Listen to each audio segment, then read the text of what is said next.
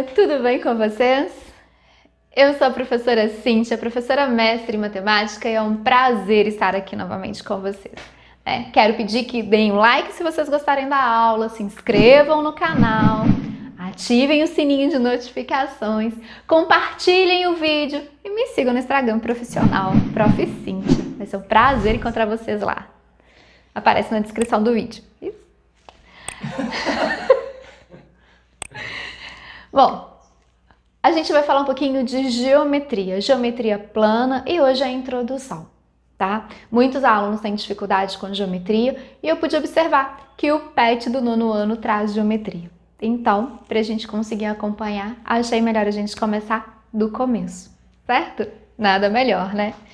Gente, primeiro eu quero definir com vocês cada nome utilizado na geometria, ok? Então, vocês conseguem ver o que eu fiz no quadro? Eu acho que sim, né? O que parece? Se eu perguntasse, gente, o que está ali de azul no quadro? Tenho certeza que todos vocês diriam para mim que é um ponto. E realmente, isso aqui é chamado de ponto.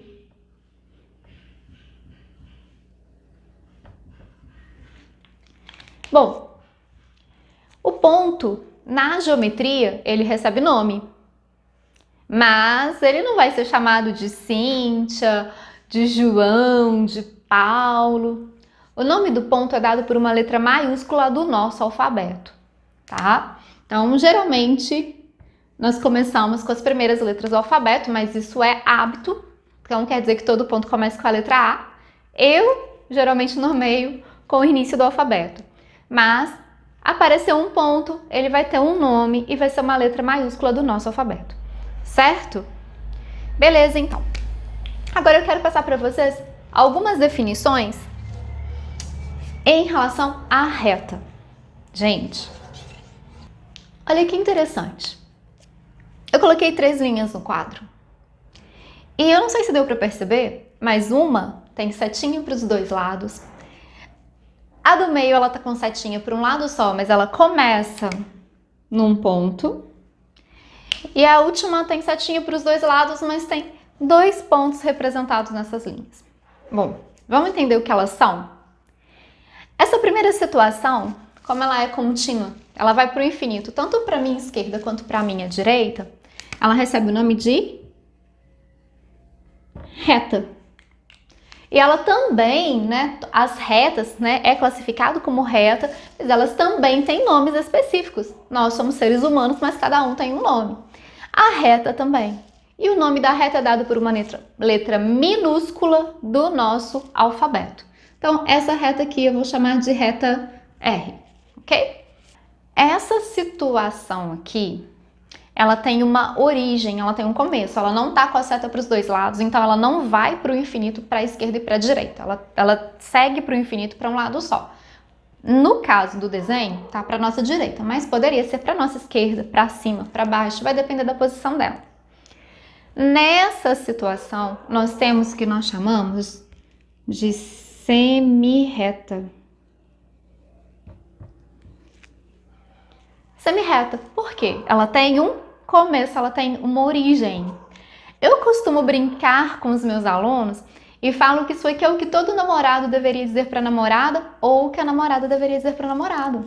Olha só, olha que romântico, né? Chega para o seu namorado e fala assim, nosso amor é uma semirreta. Romântico, por quê? Tem começo, mas não tem fim, não é? Legal, né? Não é interessante? Então, se a gente tiver dúvida, é só lembrar. Quem é a semirreta? É aquela lá do namoro. Tem começo, mas a gente sempre espera que não tenha fim. E essa terceira situação aqui, eu estou tentando representar para vocês um segmento de reta. No segmento, eu vou destacar aqui para vocês que o segmento, eu costumo dizer que é como se eu pegasse a reta e retirasse uma parte dela, um pedaço dela.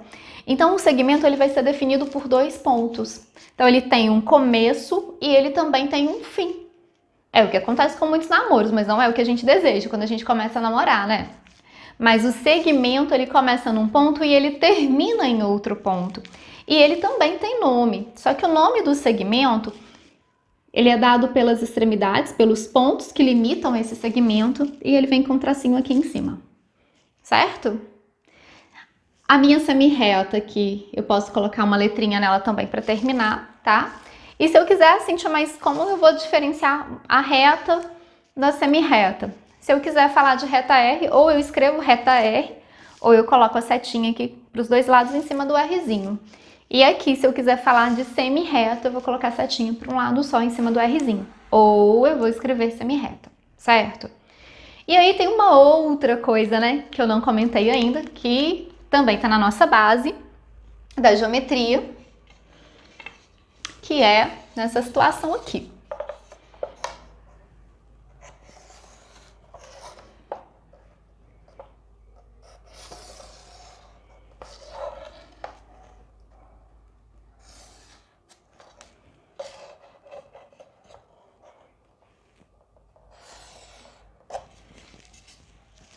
Cíntia, o que você desenhou? Você desenhou um polígono? O que você desenhou? Gente, eu não tentei desenhar um polígono, não.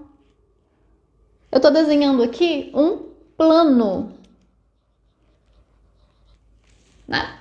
E os planos, eles também têm nomes, só que são dados por letras do alfabeto grego, letras minúsculas do alfabeto grego. No caso do meu plano, eu chamei de alfa, tá? Então, estamos entendidos aqui? Eu preciso desses conceitos para eu aprender geometria, ok? Bom, vou falar mais um pouquinho agora de algumas relações.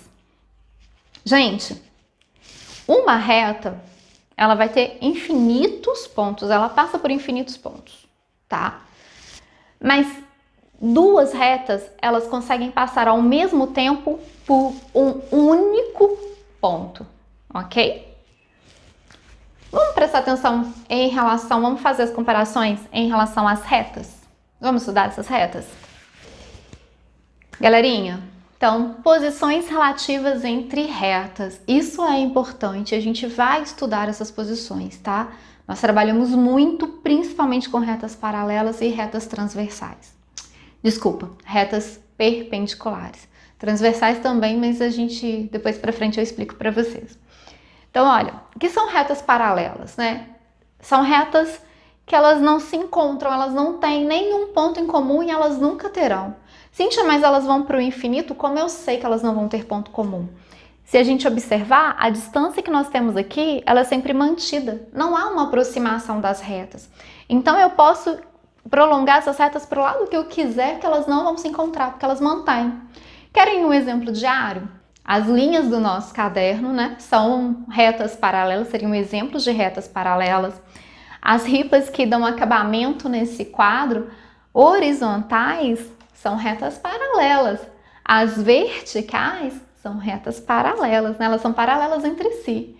Então, eu olho para uma casa, né, em teoria, as linhas que fazem as quinas da casa, elas seriam paralelas entre si, ok? Bom, concorrentes são retas que se encontram, em algum momento elas vão se encontrar.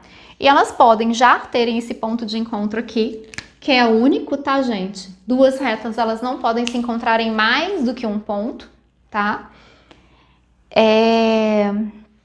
Eu consigo passar infinitas retas aqui, mas fazer com que essas duas se encontrem em outro lugar não tem como. Elas vão encontrar em um ponto só. Eu não preciso ter essas duas retas se encontrando para saber que elas vão se encontrar. Porque eu posso desenhar para vocês, vou fazer uma pequena aqui, uma situação em que elas se aproximam. E aí eu tenho essa ideia. Olha só, eu posso desenhar uma reta aqui. E colocar essa daqui assim. Elas não se encontraram no meu desenho. Mas eu sei que elas não são paralelas. Por quê? Porque eu consigo perceber que está acontecendo uma aproximação. Ou seja, se eu continuar isso aqui, elas vão se encontrar em algum momento. Que romântico. Muito, né? Aí, é verdade. Aquele cara que não consegue declarar para a menina logo de cara, vai se aproximando até conseguir, né? Até se encontrarem. E aí a gente tem uma outra situação também, que são as retas concorrentes, porque elas se encontram, mas elas são concorrentes perpendiculares. O que é isso? Quando elas se encontram, elas formam o ângulo de 90 graus. Legal, né? E aí, eu não comentei, as retas paralelas, elas têm um símbolo. Então, quando isso aqui aparecer entre duas retas, está falando para mim que elas são paralelas. E as perpendiculares têm esse símbolozinho aqui, que pode vir até com um tracinho de 90 graus aqui, ok? Exemplos de retas perpendiculares. De novo, a ripinha de acabamento do quadro. A vertical, ela é perpendicular à horizontal e vice-versa, né? A janela também, as linhas da janela, né? A coluninha que cerca a janela. As linhas de encontro das cerâmicas, né? Se elas forem todas bonitinhas, do mesmo tamanho, porque às vezes acontece, né, gente, do pedreiro ter que cortar a cerâmica para acabar o cômodo, e aí você consegue perceber que os pedaços não estão do mesmo tamanho. Então aí a gente não vai ter esse exemplo, mas a maioria das vezes sim. Se não tiver recorte, vai acontecer. Vocês sabiam que se eu tiver aqui, a linha que representa a minha altura, ela é perpendicular à linha que representa o solo? Se eu traçar uma linha no chão? Tem que ser. Se eu tiver assim, ó, eu vou cair, né? Se eu não formar 90 graus. Gente, eu vou falar um pouquinho de ângulos com vocês, ok?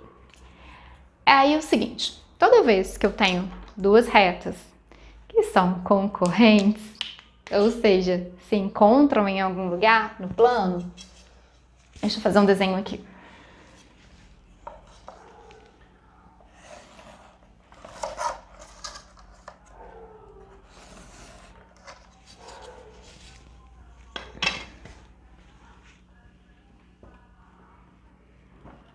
O que acontece, né? Elas se encontraram em um ponto aqui no plano, elas se cortaram e com esses cortes elas formaram ângulos.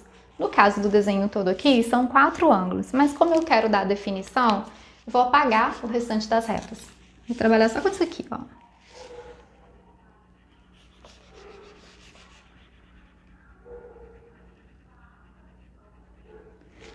Então, olha, eu vou colocar um ponto aqui, que eu vou chamar de ponto A na reta.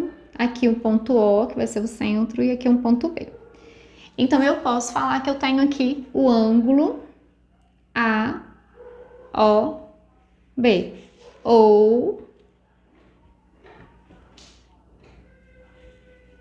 ok? Aí o acento circunflexo sempre na letrinha do meio, que é o vértice do ângulo. Bom, o que a gente usa para medir ângulo? Transferidor, tá, gente? Para fazer a medição, o centro do transferidor tem que estar no vértice do ângulo e o transferidor precisa estar alinhado com uma das retas que formam esse ângulo, ok? Bom, daí é só eu saber onde esse ângulo está passando no transferidor, onde a outra reta passou. Então, no caso meu aqui, ó, pouquinho mais do que 50 graus, 51, 52 graus, tá? Ângulo é medido em grau, ok? E geralmente, quando eu quero generalizar esse ângulo, né, representar aqui por um valor desconhecido, uma letra minúscula do alfabeto grego, não do nosso alfabeto, tá?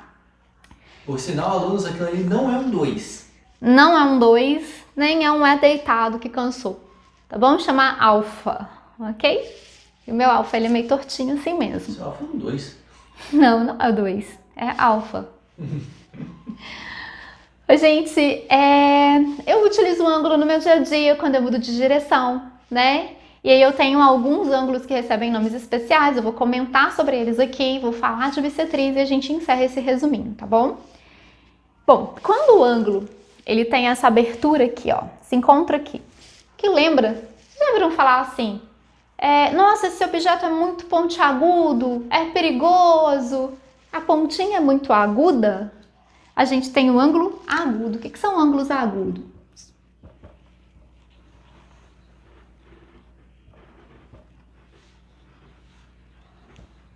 São aqueles ângulos que medem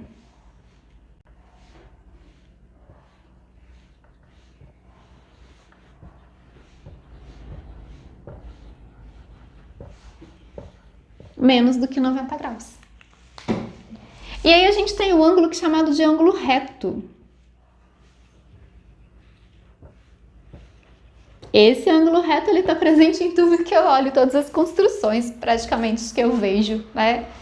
Por quê? É o ângulo de 90 graus. Eles medem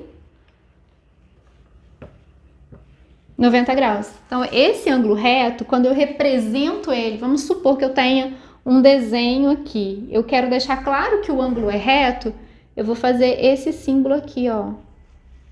90 graus, tá? Então, por que eu uso isso, né?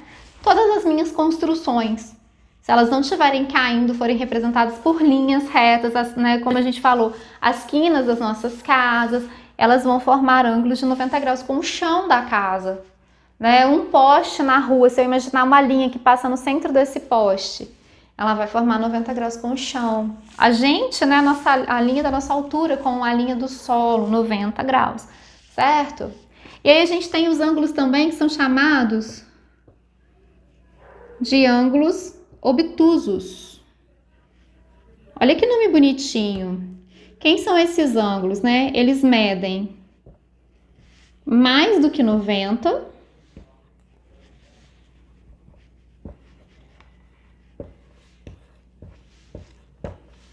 e menos do que 180 graus. Então, só um exemplo básico, aqui seria uma situação assim, e aqui eu já teria uma situação assim, ó. Olha aqui, ó, o ângulo aqui. E por último, eu tenho os ângulos rasos. Nossa, formou um ângulo raso. O que é um ângulo raso? É um ângulo que mede 180 graus. Então, eu teria o ângulo raso aqui. Cíntia, por que esses nomes são importantes, né? Eu vou falar muito para vocês de ângulos retos. Quando eu estiver falando de triângulo, que eu for classificar os triângulos para vocês, eu vou falar de agudo, eu vou falar de obtuso. Então, eu tenho que saber o que são para a gente conseguir as classificações, para a gente conseguir trabalhar com eles, tá? Ângulos agudos e ângulos retos a gente usa muito na geometria plana, tá bom? Bom, eu consigo, em qualquer ângulo que eu tenho, traçar uma linha e dividir esse ângulo em duas partes iguais. Se isso acontecer, eu estou traçando algo que eu chamo de bissetriz do ângulo. Então, o que a bissetriz faz? Ela divide o ângulo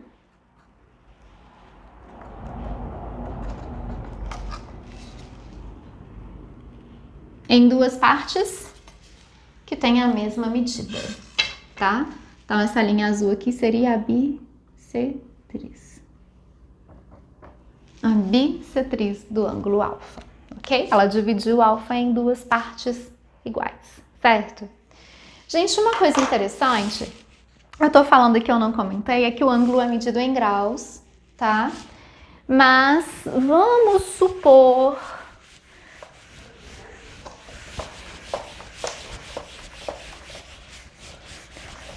que eu diga para vocês o seguinte, né? Trace a bissetriz de um ângulo de 45 graus. Qual vai ser a medida que vai ficar para cada lado? Você vai falar assim, Cíntia, pergunta idiota. Eu vou dividir 45 graus por 2, né? E aí, 4 por 2 dá 2, não sobra nada. 5 por 2 dá 2, sobra 1. Eu posso colocar um zero aqui, uma vírgula aqui, e falar que são 22,5 graus. Mas eu também posso fazer o seguinte.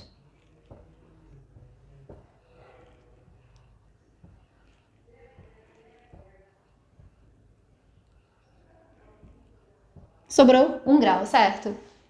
Vocês sabiam que 1 grau tem 60 minutos? Então, eu posso trocar esse 1 aqui por 60? E aí eu falo que são 22 graus e divido os 60 por 2, que seriam 30. 22 graus e 30 minutos. E aí eu ainda consigo trabalhar com segundos, porque 1 minuto tem 60 segundos. Então, só para falar isso com vocês, tá? Quando a gente tiver 60 minutos, a gente tem 1 grau. Tá bom? Então, se vocês virem esse símbolozinho aqui, representa minutos. Eu vou escrever por extenso aqui, ó, 22 graus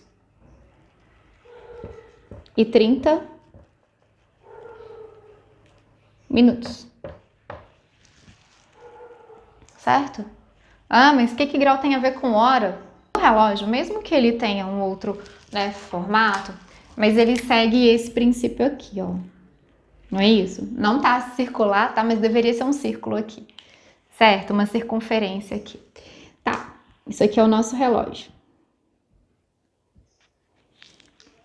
Isso aqui seria um círculo chamado círculo trigonométrico, que é onde eu consigo traçar os ângulos que eu preciso. Quando eu tenho aqui na minha origem, se eu fizer essa volta inteira, eu falo que eu completei 360 graus. Ou seja, quando eu tenho um relógio aqui, ó, eu tenho um ângulo de 90 graus. O meu relógio, cada vez que o meu ponteiro desloca, ele está formando ângulos diferentes. Tanto aqui entre os ponteiros, olhando o menor ângulo formado, quanto aqui, ó, olhando o maior ângulo formado.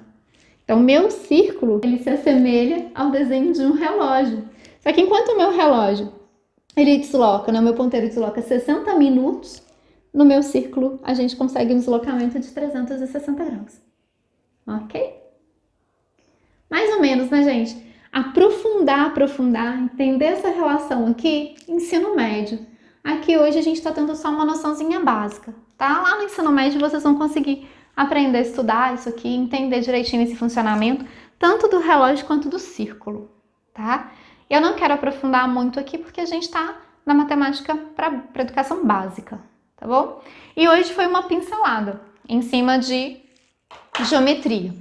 A próxima aula eu vou falar para vocês do Teorema de Tales e também vou fazer uma aulinha falando de retas paralelas cortadas por transversais, ok? Nome feio, né? Mas a matéria é importante, tá bom?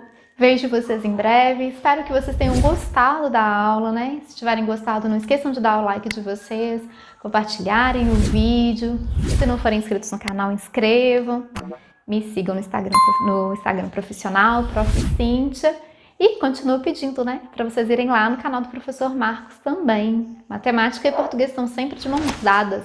Para a gente terminar isso aqui, a gente vai fazer umas aulinhas, vou tentar achar algumas questões, né, vou procurar para vocês umas questões de Enem, que foram de vestibular, que envolvam o que eu estou falando aqui, e a gente vai ver que a interpretação ela também é muito importante. Tá bom? Grande abraço para vocês, fiquem bem, se cuidem e até a próxima. Tchauzinho!